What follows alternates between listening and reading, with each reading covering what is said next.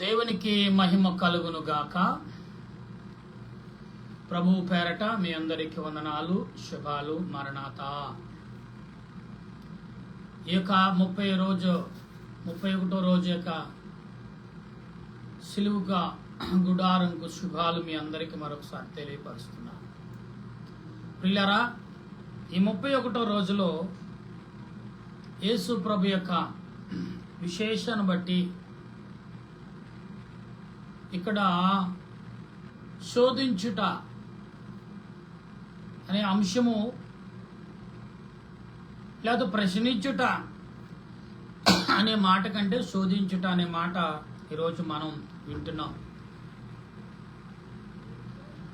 ఇది మనుషుల ద్వారా శోధించబడిన మాట కొరకు మనం గమనించి ప్రార్థన చేద్దాం.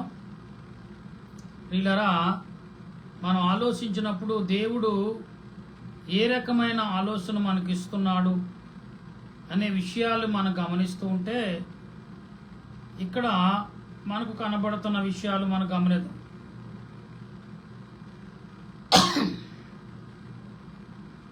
మనం గమనిద్దాం.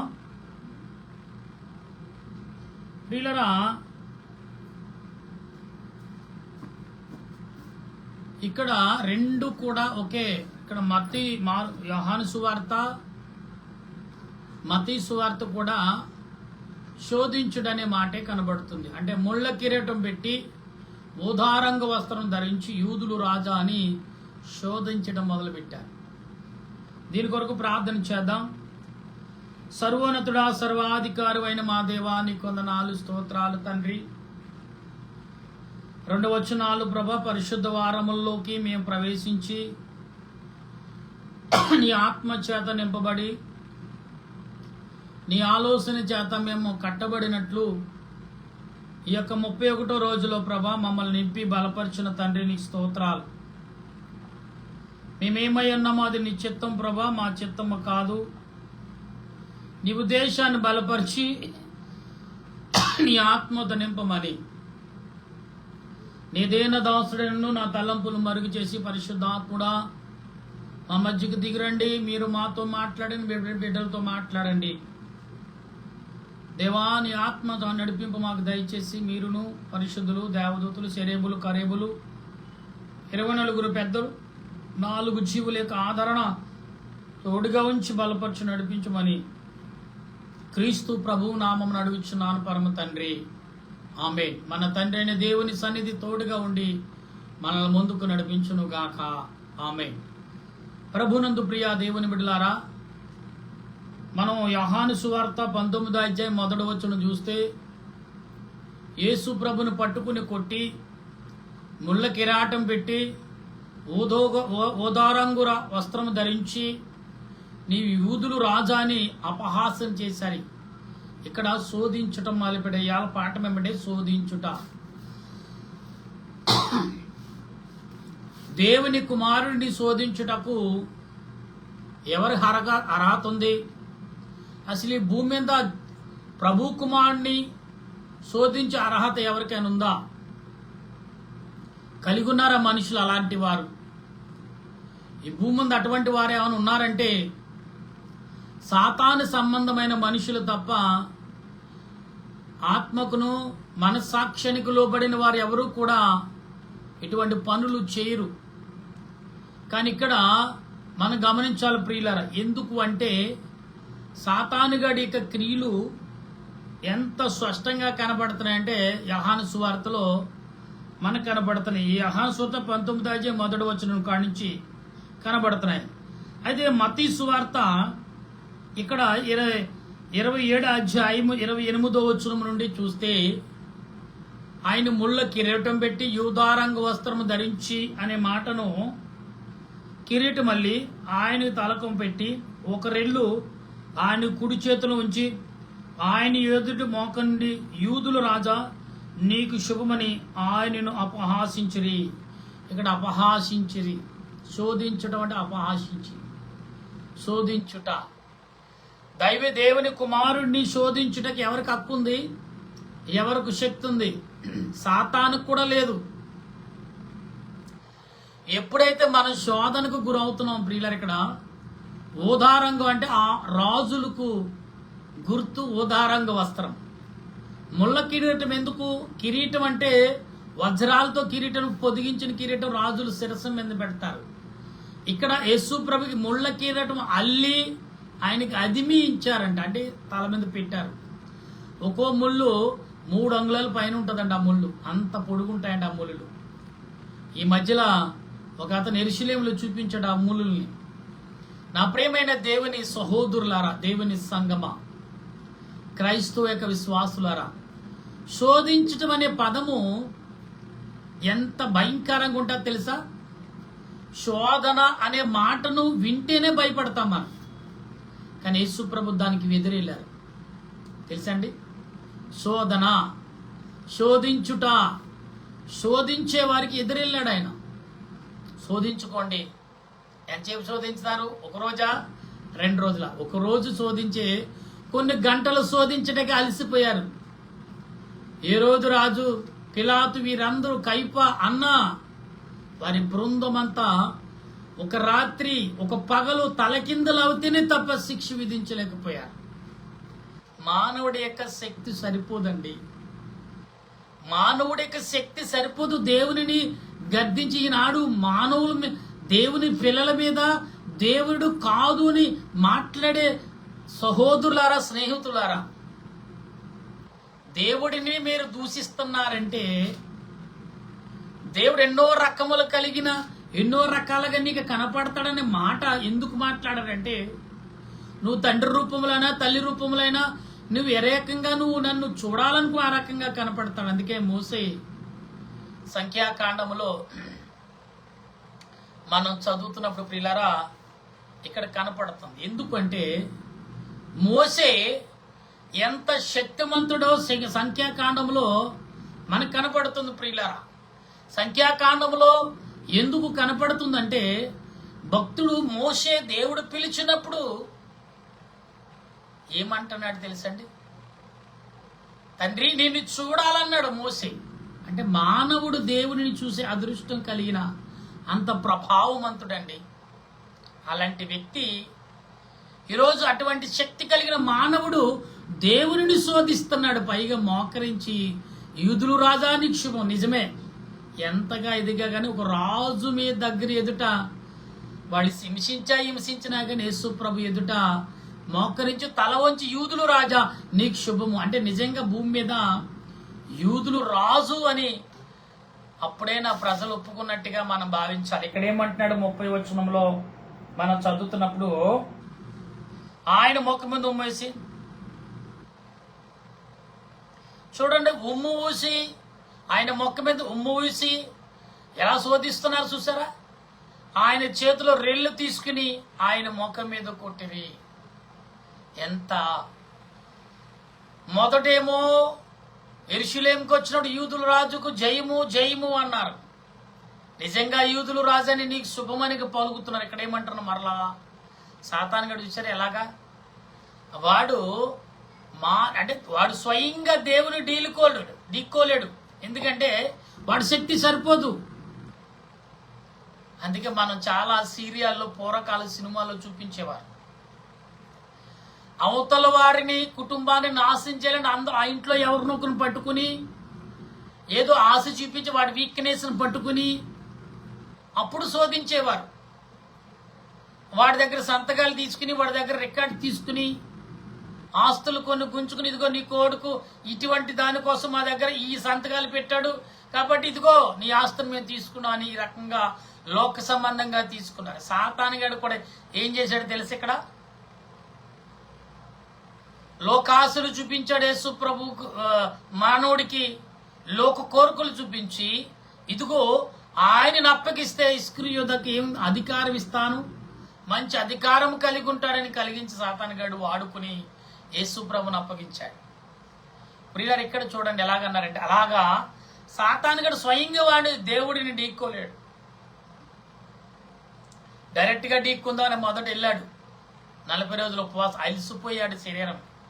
40 రోజులు నీళ్లు లేక ఆహారం లేక ఆయన రాత్రి పగలు ఆయన ఉన్నాడంటే అక్కడ ఏమని రాయబడింది తెలుసా ప్రియులారా? అక్కడ 40 రోజులు దేవదూతలు పరిచర్య చేసిరి. మార్కు సువార్తలు మనకు కనపడుతుంది. ఆయన 40 రోజులంటే ఆయన ఉన్నప్పుడు ఆయన సింగిల్ గా ఉన్నాడు అనుకుంటారు అందరూ. పరలోకమైన పరిశుద్ధులు దేవదూతలు ఆయనకు పరిచర్య చేసిరి. ఆయన ఒక్కడు కాదు అక్కడ ఉంటా. అయినా సాతానుగాడు కళ్ళు మూసుకుపోయమంటున్నాడు, అక్కడక్కడికి తీసుకెళ్ళాడు. వాడి శక్తి ఏంటో దేవుడు కూడా యేసుప్రభు మనిషిగా తెలుసుకోవాలి కదా, తెలుసుకున్నాడు. అప్పుడు అన్నాడు, లేఖలములో నువ్వు చదవలేదా, దైవ కుమారుని శోధించనేరదని నీకు తెలియదా? దైవ యొక్క నా తండ్రి యొక్క ఆజ్ఞను నువ్వు ఎరిగలేదా? తెలుసు కదా నీకు, నువ్వు నన్ను ఎలా శోధించగలుగుతున్నావు? నాకు మ్రొక్కి నువ్వు వెళ్ళవలసిన వాడు, అది నీకు తెలియదా? సరే, అంత చక్కగా మాట్లాడాడు. కాబట్టి ప్రియులరా, భూలోకంలో 33.5 సంవత్సరాలు ఒక్కడిగా ఒంటరిగా ఆయన ఏమి లేడండి. పరలోక పరిశుద్ధులు, పరలోక సమూహం ఆయనతో ఉంది, సైన్యము. తెలియని గుడ్డువారు ఇలా చంపదెబ్బలు కొట్టి శోధిద్దారని, శోధించుట అని ఎందుకనంటే యేసు ప్రభుని శోధించారని చూశారు. ఎవరి వల్ల కానే కాదు. ఇలా మనుషులను కూడా శోధించేవారు ఉన్నారు లేరా? కుటుంబాలు కూడా శోధించేవారు ఉన్నారు. నా ప్రియమైన దేవుని బిడ్డలారా, ఈరోజు మీరు నేను యేసు ప్రభుని ఏ రకంగా శోధించుతున్నారో ఒకసారి మీరు గ్రహించాలి. ఇక్కడ శోధన అనే మాటకు అర్థం ఏంటంటే తెలుసా? పాతాళం అండి. పడుతున్నవాడు, శోధనలో పడుతున్నవాడు ఏం చేస్తాడు? దేనివల్లంటే సాతాని చెక్కులు. అంటే శోధన అంటేనే పాతాళం అండి. శోధనని జయించేవాడు స్వర్గం అండి. ప్రియులారా, అంటే శోధన అనే మాటకు అర్థం ఏంటంటే ప్రభా, పాపమును జయించుట. ఎస్, ఈ పాతాళమును కూడా మరి చేరకుండా కాపాడే విషయంలో దేవుడు యేసుప్రభు ఎంతగా బాలమని చేకూర్చాడు. ఇక్కడ అంటున్నాడు 30వ వచనంలో 31, ఆయన అప్పగించిన తర్వాత ఆయన మీద ఉన్న అంగిని తీసివేసి, చూడండి ఇక్కడ, ఆయన అప్పగించిన తర్వాత ఆయన మీద ఉన్న అంగి తీసివేసి ఆయనకు చూడండి నారబట్ట తొడిగించి, ఇక్కడ మరొకసారి చదువుతున్నాను, గమనించండి ప్రియులరా. మనం గమనించాలి ఒకసారి ఇక్కడ ప్రియులరా, మనం ఇక్కడ ఆలోచించాలి. ఇక్కడ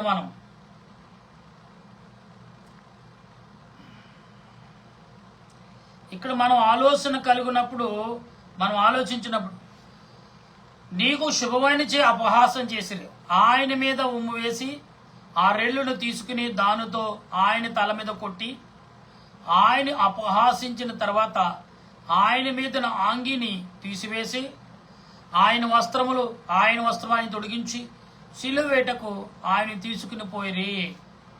ప్రియులరా, 4 గోడ మట్లు శోధించారనుకున్నారు వీళ్ళు.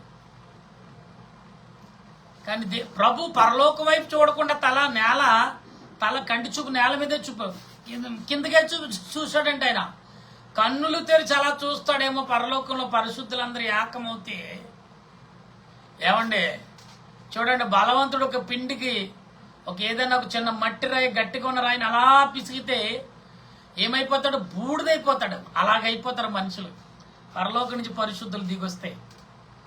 ఏమంటే అంటారంటే పరలోకం నేను మా దేవుడు ఆత్మ తలంపులుగా ఊహ అందించాడు కదా మాట్లాడితే ఏమంటే ఎలా ఉంటారని తెలుసా? ఒక మనిషిని పట్టుకున్నట్టు 10 మంది దేవదూతలు ఈ తలకి నాకి, ఈ చెయ్యి నాకి, ఈ కాలు నాకి, ఇది నాకి అని లాక్కుంటే పీసులు కూడా దొరకవంట. మనం అలా లాగితే దేవదూతలు వచ్చి అలా లాక్కుంటే రెడీగా ఉన్నారంట. ప్రభు ఇలా కళ్ళు పైకెత్తితే చాలనుకున్నారంట. కానీ ప్రభు తలదించా ఉన్నాడు.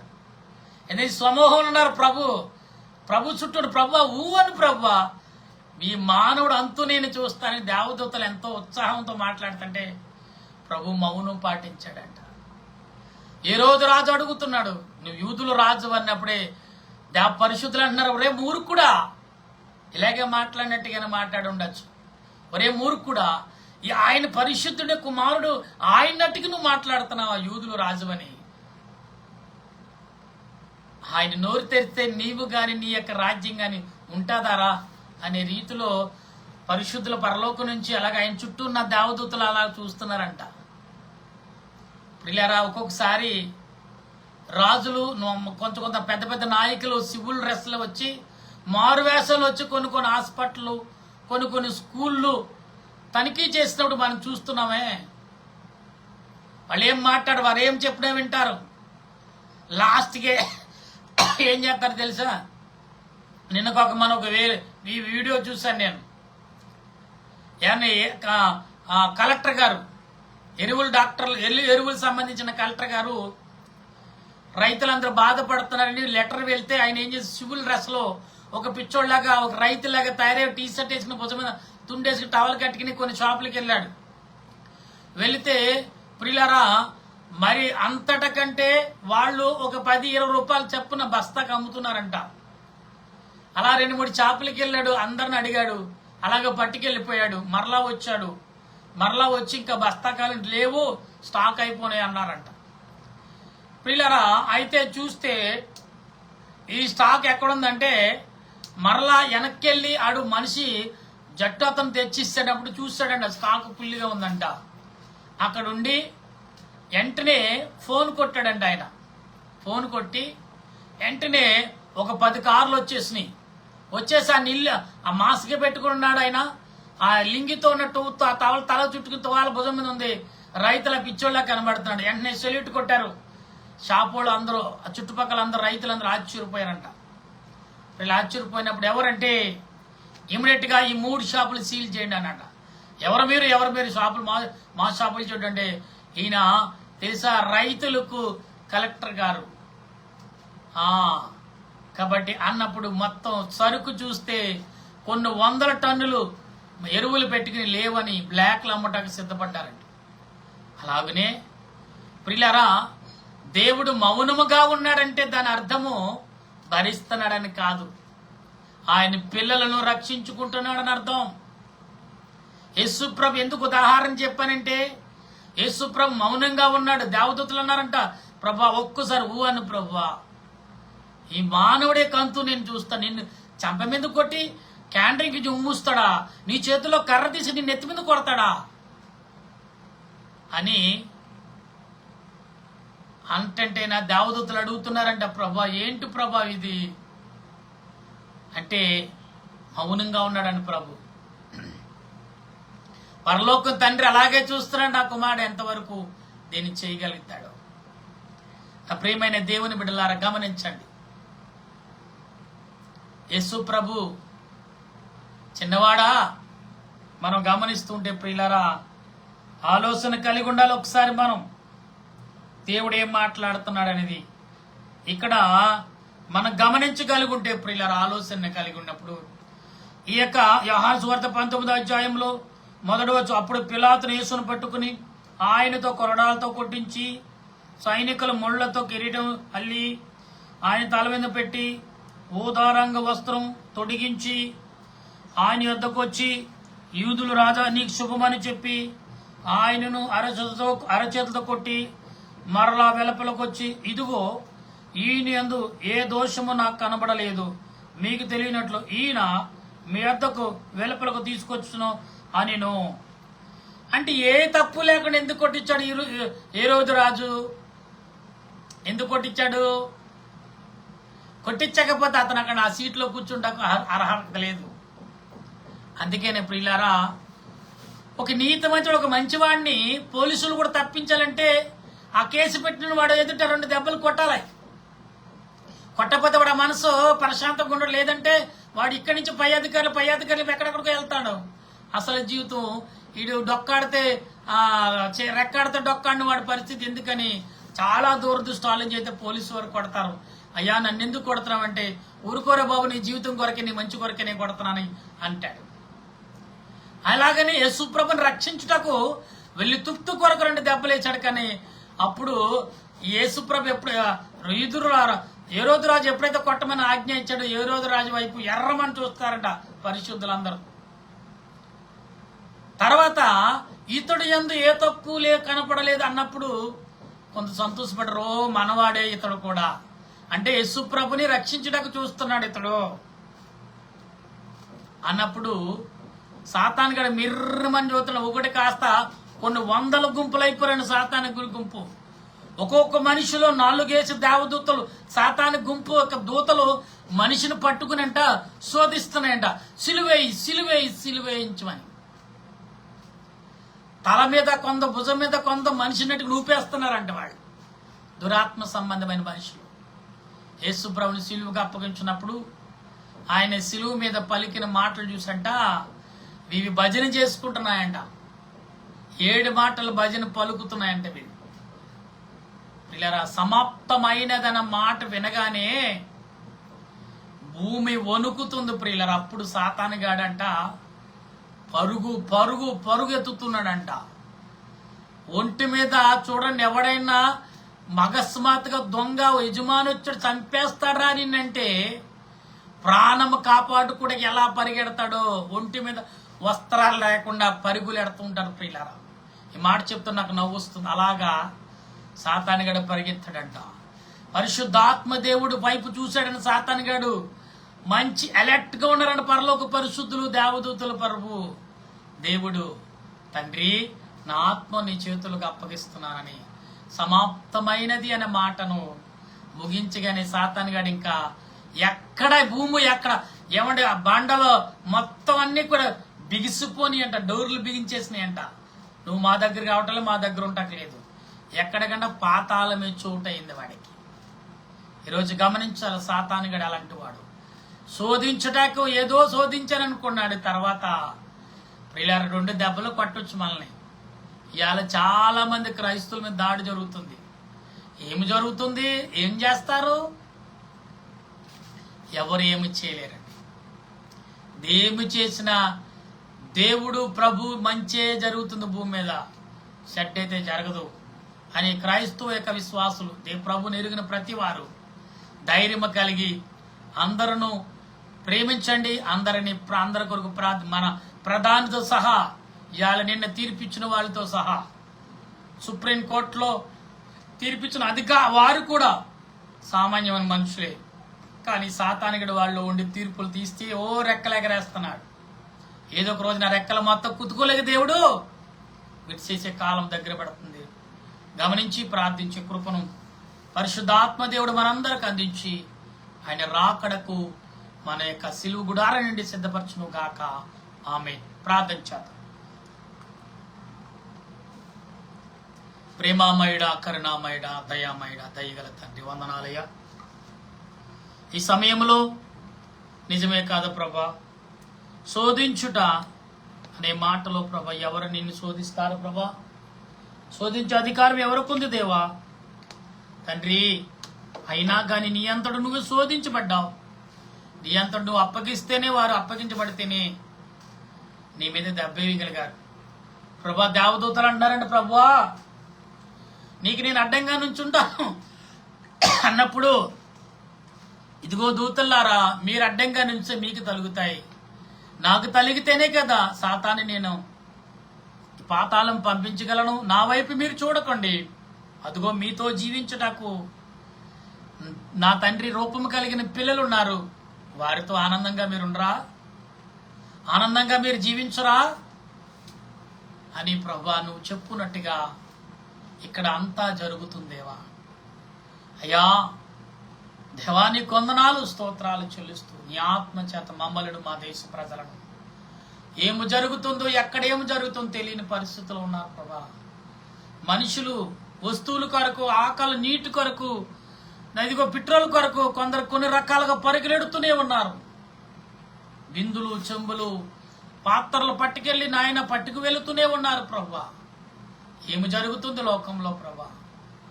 ఇదంతా మనుషులకు నేనున్నానో లేదో గ్రహించుకుంటున్నారా? అవును ప్రభా. ఆనాడు ప్రభా సొదొమ పట్టణం ప్రజలు నిన్ను స్తుతించక, నిన్ను గమనించక, నిన్ను గుర్తించక అగ్నికి ఆహుతైపోయారు.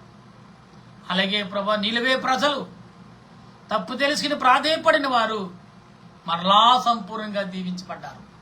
ఈనాడు నా ఇండియా ప్రజలందరూ కూడా తప్పు తెలుసుకుని ప్రాధేయపడి స్తుతించే భాగ్యం అందించి బలపరచుమని, అందరూ అంతటా అందరి మనసులలో నీవు నిలుచున్నట్టుగా నీ ప్రభావం చూపించి బలపరచుమని, ఏదైనా దోషుడు నేను మరణాత ప్రార్థన సన్నిధి నుండి ప్రార్థన చేయుచుండగా ఈ సన్నిధిలో ఉన్న ప్రతి అంశము నీ పాదములు ఎదుట కుమ్మరిస్తుండగా దేవా నెరవేర్పు దయచేసి సేవకులు, పరిచారకులు, స్వార్థికులు ఎందరో నీ వైపు కన్నీటితో ఈ మండల కాల దినాలు ఈ 31 సిలువ గుడారంలో మొరపెడుతున్న ప్రతి బిడ్డ మొరాలకిచ్చి సంతోషముతో సమాధానంతో నీ రాకడకు అందరూ సిద్ధపరచమని క్రీస్తు ప్రభువు నామమున అడిగి ప్రార్థన చేయుచు స్తుతిస్తున్నాను పరమ తండ్రి, ఆమేన్. పరలోకమ పరమ తండ్రి, నామను పరిశుద్ధపరచునుగాక, నీ రాజ్యం వచ్చునుగాక, నీ చిత్తం పరలోకమందు నెరవేరినట్లు భూమి మీద నెరవేరిన గాక. మౌనద్రుడిని మాకు దయచే మా ప్రార్థన చేసి వారిని క్షమించిన ప్రకారం మా ప్రార్థనలు చేతి మమ్మల్ని శోధనకి తప్పించు. రాజ్యము, శక్తి, మహిమ నిరంతరం నా తండ్రి, ఆమేన్. ఏసరత్మే జయము అపాధికి లేవు, ప్రవేశరత్మే జయం అపాధికి లేవు, ప్రభు సంపూర్ణ విజయం అపాధికి అంతకు నాశనం. హల్లెలూయా, హల్లెలూయా, స్తోత్రం, స్తోత్రం. ఆమేన్, ఆమేన్, ఆమేన్. మన తండ్రి అయిన దేవుని ప్రేమ, త్రియేక దేవుని కృప, పరిశుద్ధాత్మక అనేక సహాయము ఇప్పుడు ఎల్లప్పుడు మీకు మీ బిడ్డలకు తోడుగా ఉండి ఆయన రాకడకు మనలందరూ సిద్ధపరచును గాక. ఆమేన్, ఆమేన్, ఆమేన్. మీ అందరికీ వందనాలు. మరణాత.